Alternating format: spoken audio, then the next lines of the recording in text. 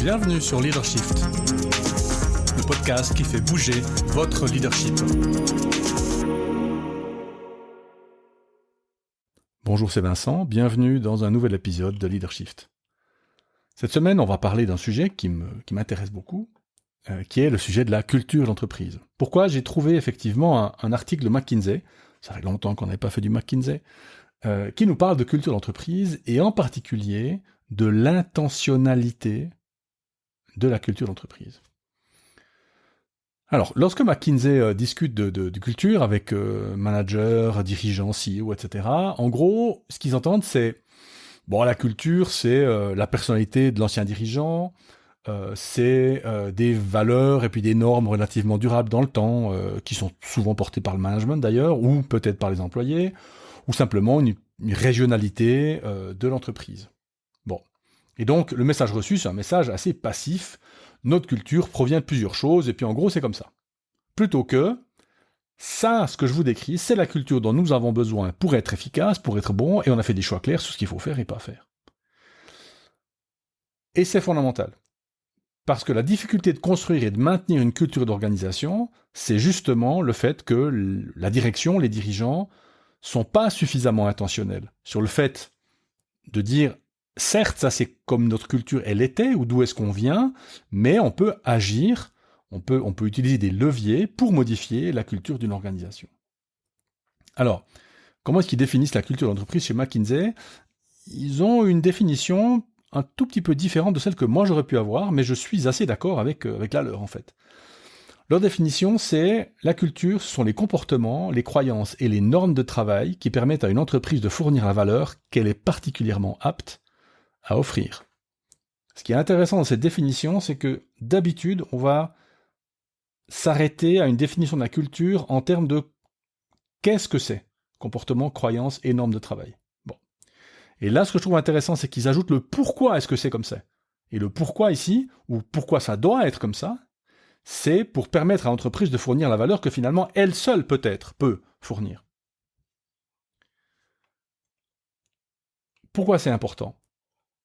Parce que la culture d'une entreprise, la culture d'une organisation, c'est le fonctionnement, décrit précisément le fonctionnement réel de l'organisation, pas le fonctionnement souhaité, qui est porté par l'organigramme, les valeurs d'entreprise, etc. Mais c'est bien le vrai fonctionnement. Or, c'est ce fonctionnement-là qui donne les bons résultats, pas le fonctionnement désiré.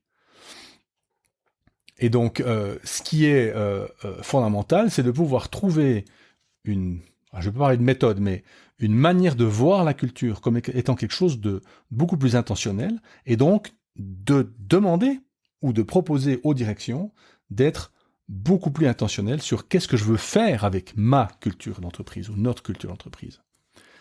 Alors pour ça, McKinsey donne deux étapes cruciales, deux étapes fondamentales sur la manière de penser à la culture d'une organisation. Première étape, c'est de réfléchir à ce qu'ils appellent la santé organisationnelle. Et la deuxième étape, quelque chose qui m'a beaucoup réjoui, c'est de parler de principes plutôt que de valeurs, ou de comportements plutôt que de valeurs. Premier point, santé organisationnelle. C'est quoi ? Par santé organisationnelle, McKinsey entend tout ce qui est pratique et comportements fondamentaux et mesurables qui permettent aux entreprises de gérer les changements et de naviguer dans le monde tel qu'il est, indépendamment des changements dans les affaires, la techno ou la société. Donc la santé organisationnelle, c'est ce qui se passe dans l'entreprise. Vous voyez, on voit bien que c'est une espèce de composante de la culture d'entreprise. Bon. Ce qui est intéressant, c'est qu'ils ont fait un gros travail dans un bouquin que j'ai lu, très intéressant, c'est plutôt un bouquin sur la gestion du changement, mais ça s'applique évidemment très bien à la culture d'entreprise, puisque une culture d'entreprise positive, constructive, permet de mieux absorber et de mieux préparer les changements. Dans ce bouquin, ils ont identifié 3 dimensions de haute performance qui sont associées à la santé organisationnelle. Le sentiment d'alignement dans l'entreprise, alignement à la mission, etc., etc. La capacité à exécuter, évidemment, à faire ce qu'on dit qu'on va faire, et puis la reconnaissance du besoin de renouvellement et d'adaptation. C'est une entreprise qui est capable de s'adapter, de se renouveler en fonction des contraintes de son marché. Donc ça, c'est intéressant.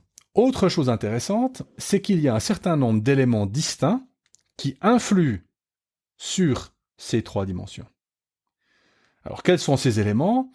Sans grande surprise, ces éléments, ce sont quelle est la direction donnée à l'entreprise, quel est le style ou les styles ou la manière de faire du leadership, comment est-ce qu'on décrit l'environnement de travail, est-ce qu'il y a une bonne ou une mauvaise redevabilité, comment est-ce que la coordination et le contrôle sont impliqués dans l'entreprise, quelles sont les capacités de l'entreprise, comment est mesurée la motivation des collaborateurs et des collaboratrices, comment est-ce que l'entreprise fait son innovation, comment est-ce que l'entreprise apprend, et enfin, est-ce que l'entreprise a une orientation externe, ça veut dire qu'elle ne regarde pas que sur son nombril, mais qu'elle regarde aussi à l'extérieur pour voir ce qui s'y passe.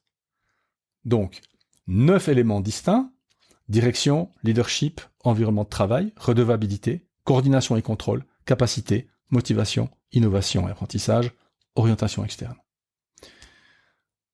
Ce qui est encore plus intéressant, c'est qu'ils ont identifié 37 compétences différentes qui détaillent ces 9 éléments. Donc vous avez une liste de 37 compétences que vous pouvez évaluer, auto-évaluer, comme vous voulez, en comité de direction, grâce à un questionnaire. Vous faites venir des consultants, comme moi par exemple, comme nous, et donc cela vous permet de mesurer votre degré de santé organisationnelle. Sur ces 37 compétences, il y en a 4 qui sont critiques et qui doivent absolument avoir un bon niveau dans l'organisation. Sinon, la santé organisationnelle est mauvaise et vraisemblablement, on aura une culture qui sera pas forcément dans le sens de ce qui est nécessaire pour que l'entreprise fonctionne bien. Que sont ces 4 compétences critiques? Responsabilisation personnelle, qui a une influence sur la redevabilité. La clarté des rôles, qui a aussi une influence sur la redevabilité. La clarté stratégique, qui a une influence sur la direction.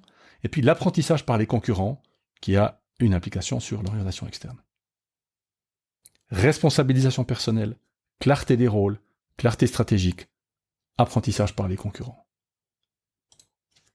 Si vous ne savez pas par où commencer le changement de culture, si vous ne savez pas par où mesurer ou travailler à votre santé organisationnelle, vous commencez par là. Responsabilisation personnelle, clarté des rôles, clarté stratégique, apprentissage par les concurrents.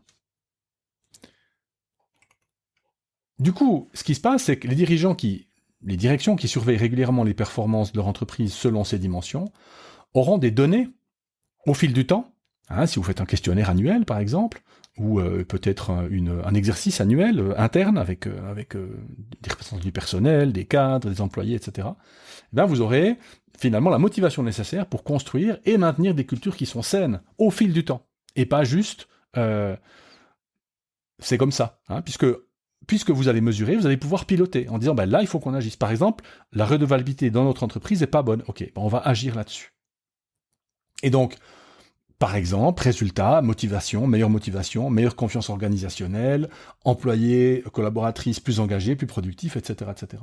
Et ce qui est très intéressant, c'est que si vous mesurez scientifiquement la différence entre les organisations qui ont une bonne santé organisationnelle et celles qui ont une mauvaise santé organisationnelle, vous verrez des résultats, des différences tangibles en termes de taux de croissance annuel, en termes de bénéfices avant intérêts, impôts, etc., EBIT, et même en termes de performance, en termes de fusion et acquisition, ça peut intéresser quelqu'un.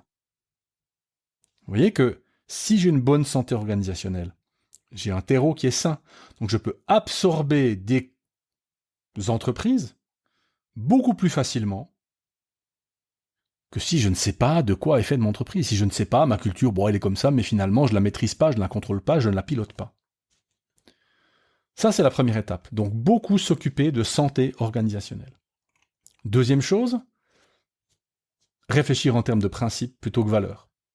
Vous savez que pour moi, les valeurs sont un facteur bloquant, souvent d'ailleurs un facteur décisif dans le désengagement des collaborateurs, puisque les valeurs sont souvent des mots, des noms, des substantifs, excellence, croissance, service client, flexibilité. Bon. En plus, ils ne sont pas du tout distinctifs, parce que ce que je viens de vous dire, vous dites « Ah oui, c'est chez nous », et en fait, vous êtes 50 d'entreprises différentes, alors qu'on a tous les mêmes valeurs, ce qui évidemment n'est pas possible. Et donc, il faut être beaucoup plus clair sur ce qui est attendu en termes de culture, et surtout sur ce que l'entreprise ne veut pas.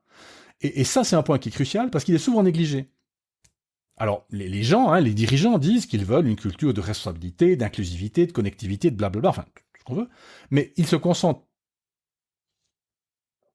là-dessus. Je veux une entreprise inclusive, ce qui est le résultat, mais ils ne se préoccupent pas du tout de savoir comment ce qu'on va faire en termes de comportement, quels sont les comportements nécessaires pour atteindre ces états de culture inclusive.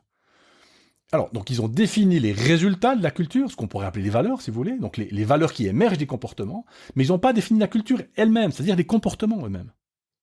Et ça, c'est fondamental. Et donc, on devrait être beaucoup plus attentif et passer beaucoup plus de temps à définir des principes ou des comportements, des principes de comportement, on va le dire comme ça, parce que c'est beaucoup plus compliqué à faire, mais c'est surtout beaucoup plus porteur, parce que les gens comprennent du coup ce qu'on attend d'eux. Donc, mais la difficulté, vous voyez, c'est que quand on parle de comportement, il va falloir faire des choix. Et puis des choix délibérés. Et donc des choix difficiles. Ok, comment est-ce qu'on va consacrer le temps dans cette entreprise? L'énergie, on la met où et pourquoi? Les ressources, finalement, qu'est-ce qui est important? On ne peut pas dire que tous les départements sont importants de la même manière. C'est pas vrai et c'est pas juste. C'est fournir de faux espoirs à certaines équipes. Où est-ce qu'on pourrait s'attendre à ce qu'il y ait des morceaux d'entreprise qui fonctionnent moins bien? Où on ait moins de technicité? S'il y en a. Est-ce qu'il y a des comportements cibles qui nous permettraient de voir qu'effectivement la culture est arrivée à un endroit, est arrivée à un point où finalement on peut être content de cette culture d'entreprise. Et donc avec ce niveau de compréhension grâce à ces principes de comportement, eh bien vous allez remarquer beaucoup plus vite si les personnes ou les processus fonctionnent mal ou sont détournés par rapport à votre objectif initial. Et donc beaucoup plus facile à corriger. Alors évidemment pour chaque entreprise c'est différent.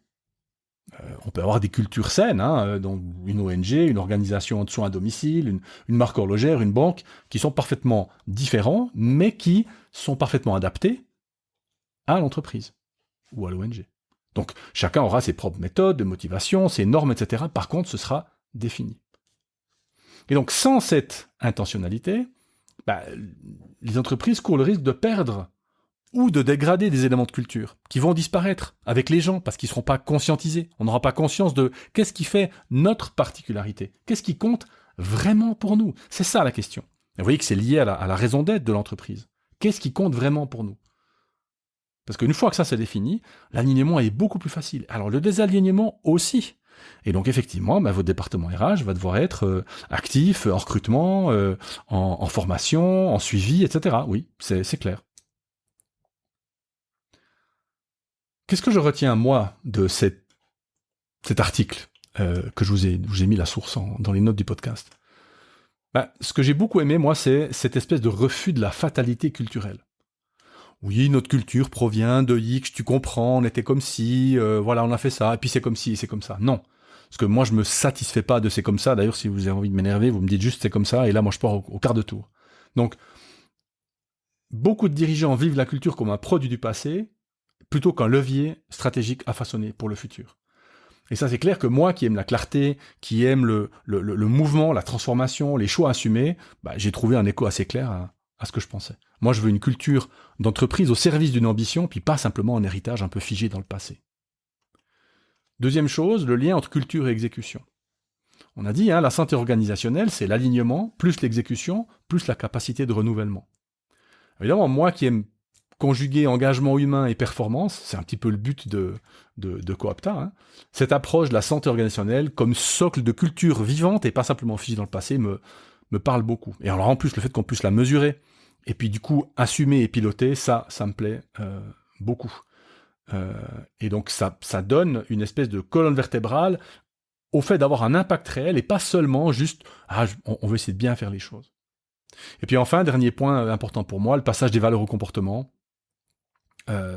Évidemment, moi qui coach, qui forme, qui fait du consulting, ça me parle beaucoup parce que je sais que des valeurs déclarées sans comportement derrière, c'est du bruit, et les gens n'y croient pas. Ils sont pas idiots. Ils savent très bien quand la direction allait se mettre au vert pendant 2 jours, et puis qu'ils redescendent de la montagne avec des valeurs comme Moïse avec les tables de la loi, ça ne marche pas, ce n'est pas possible. Les gens ont besoin de faire partie de cet effort.